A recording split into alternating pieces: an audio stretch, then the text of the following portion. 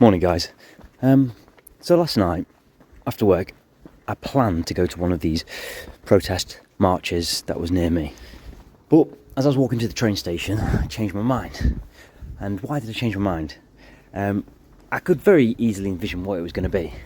It was going to be some young lads, angry, essentially looking for trouble. And there'd be a high police presence and not much of anything would happen. And as it happened, checked the news this morning, looked at my Facebook feed, etc. Not much happened. Basically what happened, or what I just said happened. A couple of young lads got arrested who were just looking for trouble. And obviously that's just not for me, that's not why I'd want to be there. Completely defeats the purpose of how I feel and just didn't mirror up with me. So I changed my mind and I went home. Now, I absolutely condone any of the violence and the vandalism that is happening, but I think there's, and that's a very controversial thing to say, kind of greater bit good of it to come out. I always think the universe balances itself out, so for all this negativity that we're seeing, there will be a positive outcome, and it'll be the government have already seen the visceral reaction of people, and it'll give them food for thought about how they plan to go ahead with this country in the future, I hope, if they have any sense. But, and it's a big but, they're not the best way and they're not really a very good way to get our message across.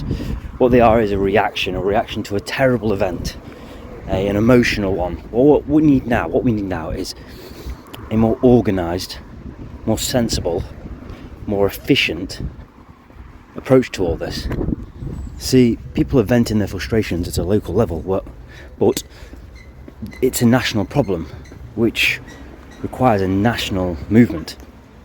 They are targeting their frustrations at the local symbol of authority, that's the police, but these are just local people from your community who are trying their best to keep civility.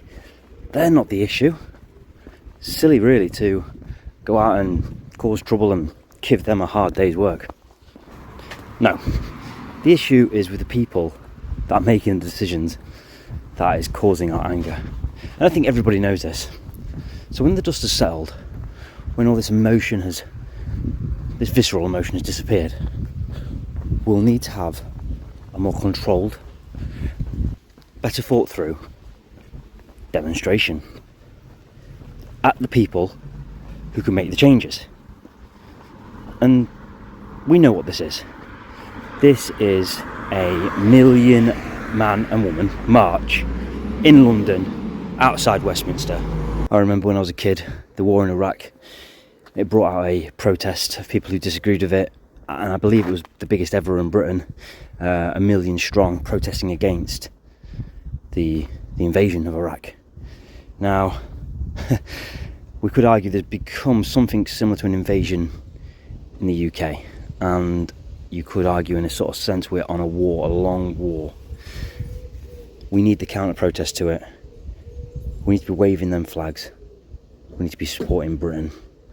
It needs to be a peaceful protest where we really demonstrate to the government that we care. We care about this nation. I don't know how and when we go about organising this thing. Obviously, I don't have a big enough platform, but people who do need to start addressing this, organising a 1 million march on the war on British identity, where we reclaim the essence and spirit of our country from the elitists who have no concern for it.